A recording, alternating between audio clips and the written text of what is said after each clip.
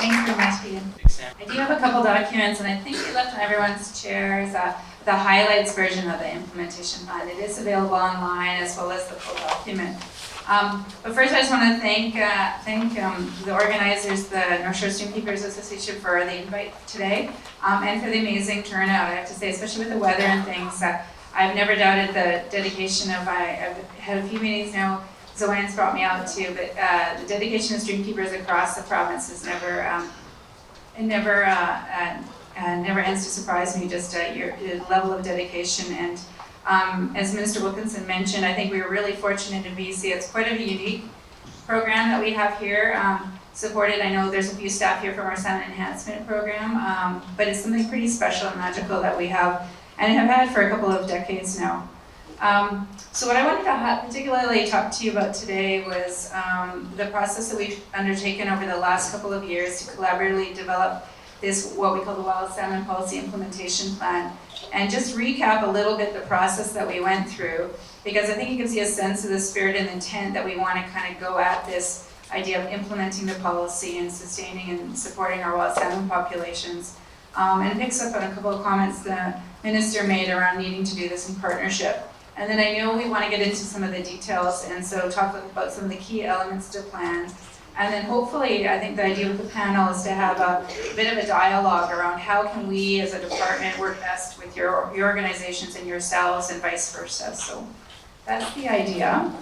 So just to recap, we actually initiated this back in October of 2016. So just after I got my current role, our former minister, Minister LeBlanc, actually announced for the first time, the government's first formal response to the Cohen Commission.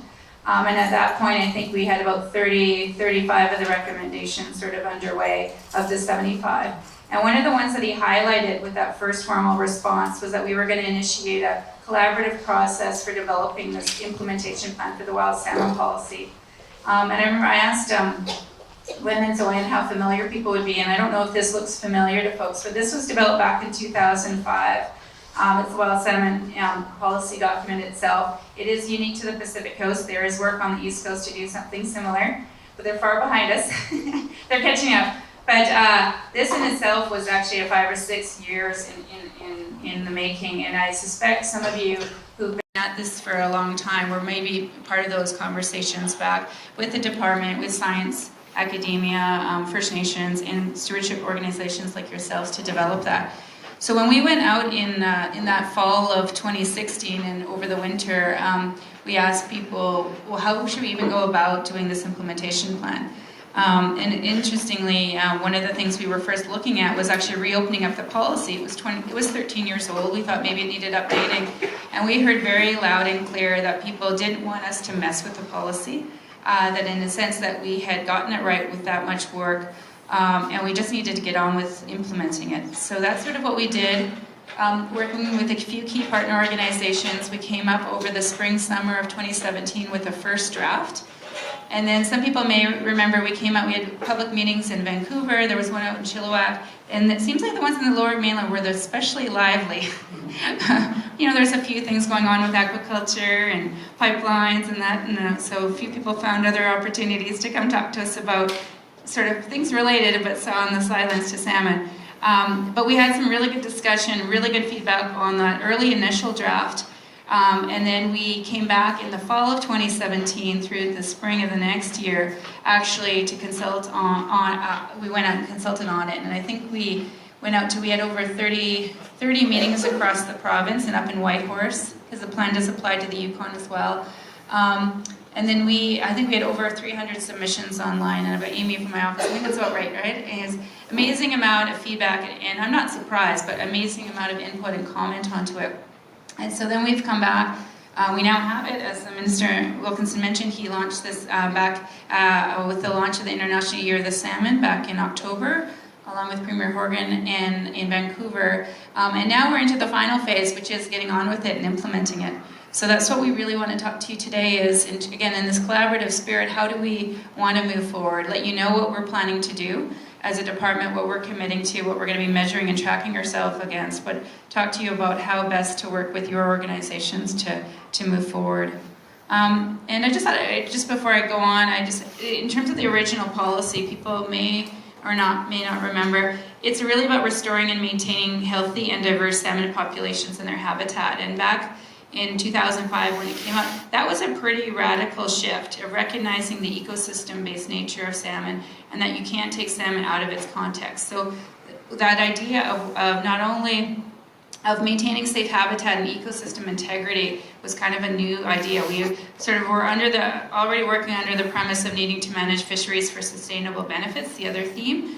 But this idea of maintaining habitat and ecosystem integrity as a key to successfully recovering and sustaining salmon was a big mark with the policy. And the other piece that's important was around safeguarding genetic diversity. And I think as people look at other options for how do we bring back salmon or how do we support salmon, to what extent, how we run our hatchery facilities, how we look at further enhancement, that idea of genetic diversity is what I'm interested to talk to you guys about in terms of what your own thoughts are there. So in terms of what we heard when we went out on the road, again, as I said, over 30 meetings last fall. Again, the first one was don't mess with the policy. It may be 13 years old, but this idea of balancing the ecosystem integrity, looking at habitat, recognizing the importance of genetic diversity were things that people thought we had gotten right, and it's about how do we want to get on and implement it. There was a lot of talk about how we needed to build trust and strengthen relationships. We hadn't been out talking to people publicly in a big way for quite a while, between the launch of the original policy and when we went back out talking to people over the last year or two. So people said we need to get back and reinvigorate our partnerships and put work back there. They said, most people said the way we can help them is by strengthening our guidance tools and making sure we're supporting at the local level. And of course, I don't need to say that to you folks, but at the end of the day, salmon, we've got over 460 different conservation units or unique populations of salmon across BC and the Yukon. And the answers for recovering or sustaining those populations are at the local level. There might be some key themes that go across the province that we can talk to senior folks in the BC government about, but in terms of working out the strategies, that has to happen at the local level. But what can the department as a whole do to help you with that process?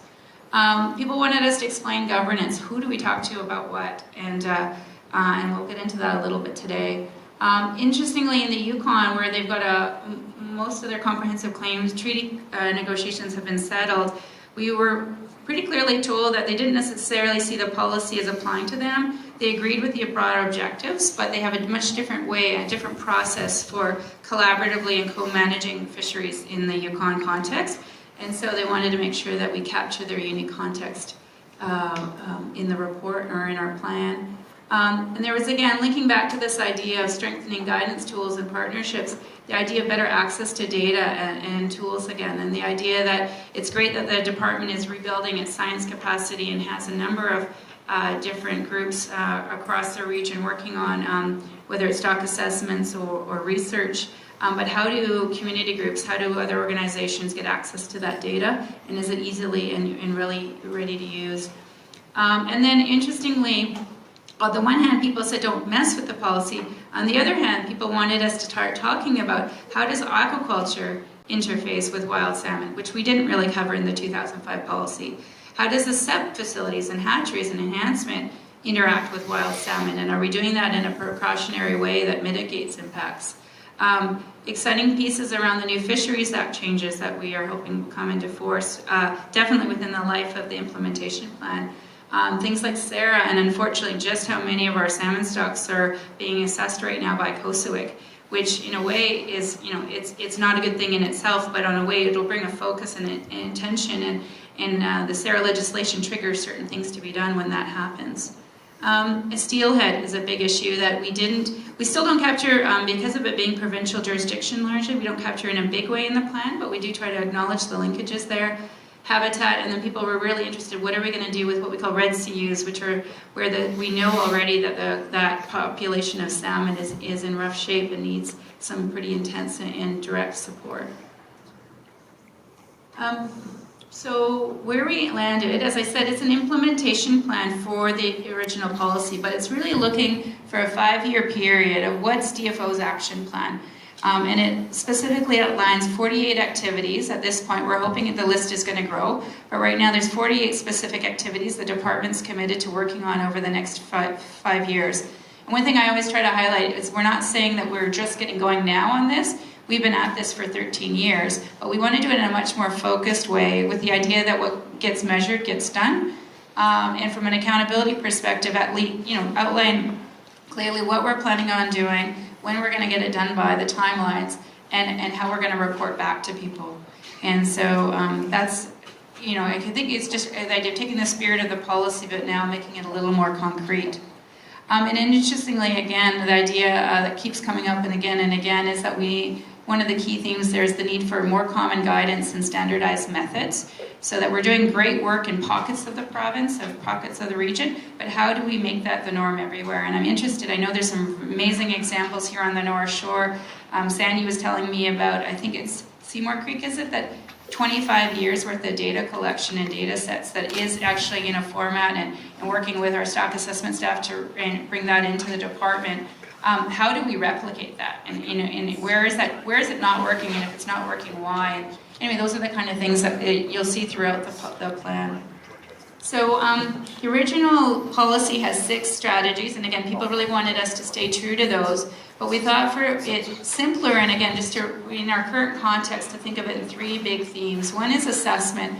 And again, what was interesting about the policy, and I won't get into what the province is doing, but I think because they're also doing their wild salmon strategy, but for us, this is really about the science and the research and the information. And so understanding both the assessing and understanding what's going on with the stocks, with that's strategy 1, assessment of the habitat, which is strategy 2, and then the broader ecosystems, which is strategy 3.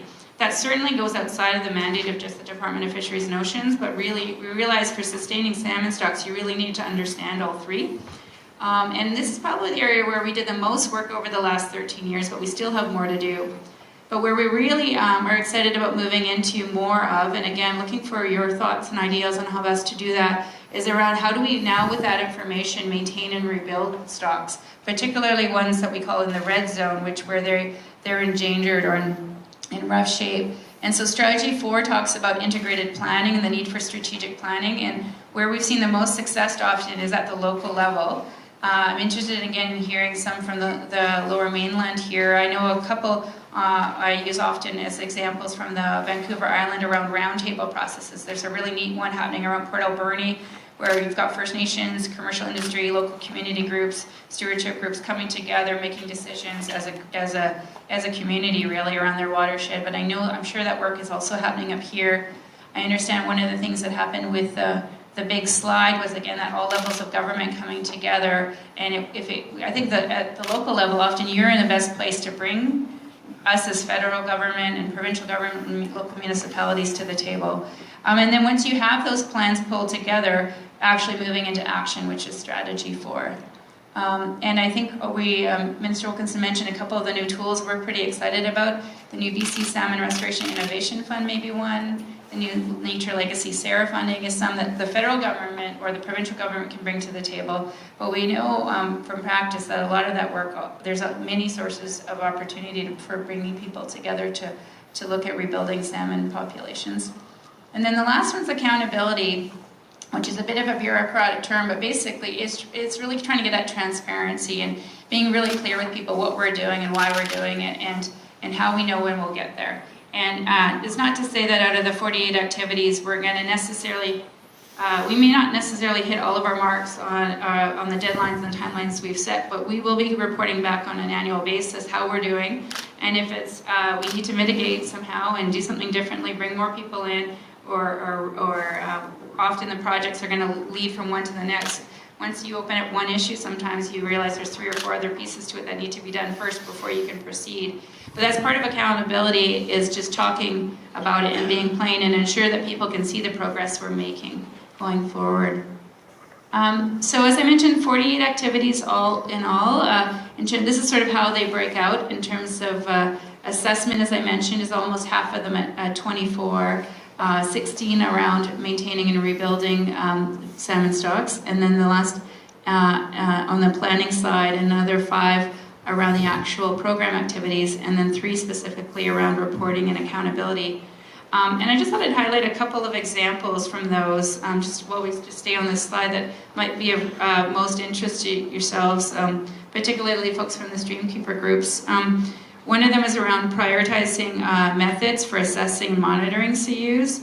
Another one is around consolidating and improving the documentation of standards so that we can support both internal monitoring within the department, but also external monitoring programs like many of yourselves do.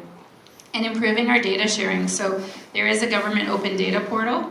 I'd be interested if anyone ever uses it or accesses it, but I've definitely heard some feedback that in some ways it's great, but in some ways the data comes out in a format that's not very usable. So we've got folks in science now really trying to spend energy not only having data available for our own fisheries management decisions, but making sure it's in a format that's available to people, community groups, other levels of government, First Nations who also want to be making decisions to support salmon. Examples of some of the pieces we're doing around more of the habitat and ecosystem monitoring. One is around developing a core environmental indicators associated with salmon-dependent ecosystems. And where we're thinking here is that we're hoping to work with partners, and again, interested in your thoughts here, whether it's a local level of government that realizes that if you can assess whether your ecosystem is supporting salmon populations, that's a good indicator of a healthy ecosystem. And I've heard anecdotally folks that have managed to get, whether it's your local councillor or your local municipal staff, interested in these kind of pieces. So what we're trying to do is work with academia and work with our science staff to actually work at what are some key indicators that other levels of government, because again, this goes beyond what just Department of Fisheries and Oceans does, but if you look at people who make decisions around water flow or people who make decisions around agriculture runoff, this idea of what are salmon-dependent ecosystems, how can you measure that? And another exciting program we've got just launched is the State of the Salmon program, which seems fairly straightforward. Well, how are salmon doing? But they are such a complex species, as you know, with Chinook traveling from Northern California and Oregon and all the way up through Alaska. Minister Wilkinson mentioned now we're doing research out in the high seas with other governments from across the Pacific Ocean. Pulling that information together in a way that is not only usable for the department but for others around understanding at a broad level what's happening with our salmon populations. And a lot of it is discouraging in terms of what's even outside of our control around water temperature, what's happening up in the high seas. But I think the more we understand that, the more it makes us able to focus in where we can have the biggest impact in terms of recovery. So just skipping ahead this slide, for folks, it's not in the 4-page highlight document, which does kind of give you a snapshot of some of the key priorities that we're going to be doing. It is in the full document that's available online, and I think we brought about 20 copies. But we thought this was a really good example of just showing how complex salmon and salmon habitat are in terms of jurisdiction. So it takes you from at the bottom of the series in the marine environment, where there's federal jurisdiction, what First Nations are doing, what the provincial and local governments are doing. Then you move into the foreshore area, and then you move into the terrestrial and freshwater. And it really sort of exemplifies, I think, why we need everybody to be at the table together and why we need to be working across purposes. And again, my understanding in talking to Sandy and some of our other community advisors around the province is I feel like you yourselves as stewardship groups have this figured out better than almost everyone. Maybe it's through trial and error and a lot of patience, but how do you bring the different levels of government together? I know you have a number of successful examples, but what we'd like to try to do is figure out how to bottle that. There are other places in the province where they haven't had that ability to bring different levels of government and capacity organizations together. And so we're interested in hearing why. But I think it's really key, especially when we move into recovery planning and actually action on the ground to make sure that we are engaging all the right people to move forward. So just to move forward, I don't know, I think how I'm doing for time, but I really am keen to get to the panel and having more dialogue. But this is just meant as some ideas for thought in terms of where we've heard in going out to different forums, and also just thinking internally and talking to our staff within the department, where can we best, around salmon, maintaining and restoring salmon populations, where is the department maybe not necessarily best placed, but where are many of our partners better placed, or could and can do more, in which case we need to be supporting that work.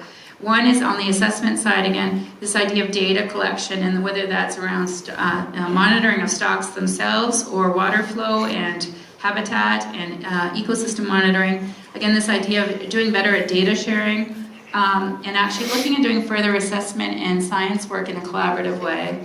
And then this idea of integrated planning, is taking on specific rebuilding efforts, including restoration work, doing strategic planning, and on the First Nation side, there's a lot of interest in doing a better job at understanding what the socioeconomic values and impacts are of salmon, and in a cultural way for First Nations communities. And then again, looping back on the accountability side, I think there is again an opportunity. We were overwhelmed, but really gratified by how much involvement and interest there was in helping us identify the 48 key activities we should be doing over the next few years, but also an ongoing interest in coordinated discussions where we can bring together, not necessarily that everyone's going to agree, but bring together stewardship groups and First Nations and recreational industry, commercial industry, and both, or even 3 levels of government sometimes, and have frank conversations, both about specific watersheds and specific species, and then more at a global scale. So example here, it just says roundtable, as we've initiated, we're gonna have a second one, again with the support from Minister Wilkinson, of bringing together people at a provincial level. And we're hoping to have a couple people from the Streamkeepers Association and the Salmon Enhancement and Habitat Advisory Board representing the stewardship community at that table, talking really about what are our key priorities from an action plan perspective to recover and sustain salmon in BC. And then this commitment, as I said, of reporting. So our plan is, even though we just launched the plan in November, we want to quickly get into a cycle of planning and reporting. So by the end of April, we are going to be reporting on how we're doing already so far for this fiscal year. I think we only have about 5 activities that we'll have complete by this year, but we're hoping to report on those as well as our progress on the other 43, I guess.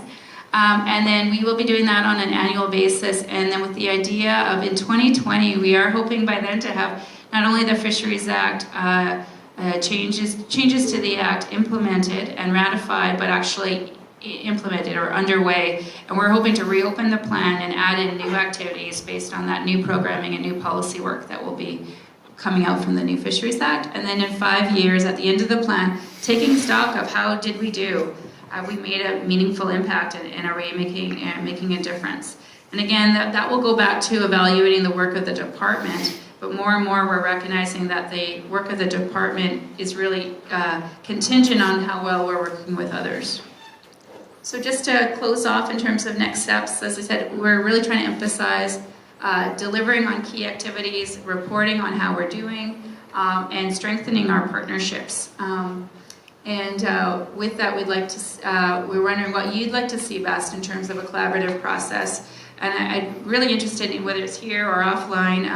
I'm really interested to hear if you feel like you've got a collaborative relationship with the department that's working well. I'd love to hear why and what about it we can emulate and do more of. And if there's something that's frustrating you, that your efforts, are there, and I've heard specific examples where you've got a water monitoring.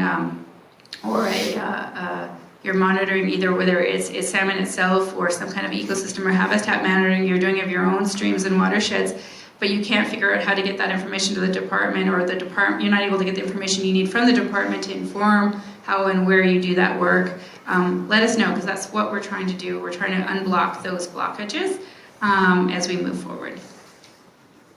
And I think my last slide, this is just the website. So again, we're trying to go less paper. I did bring hard copies of the 4-page overview, but on the website we've got not only the original policy, the full plan if you want to take a look at that, highlights of what we've been doing over the last since 2005, and then some summaries of all the consultations. So particularly if you came up to some of our sessions and you're curious to see what we heard and how we've responded, that's there, as well as some information on Cohen and other things. So I think I'll end with that. Thanks.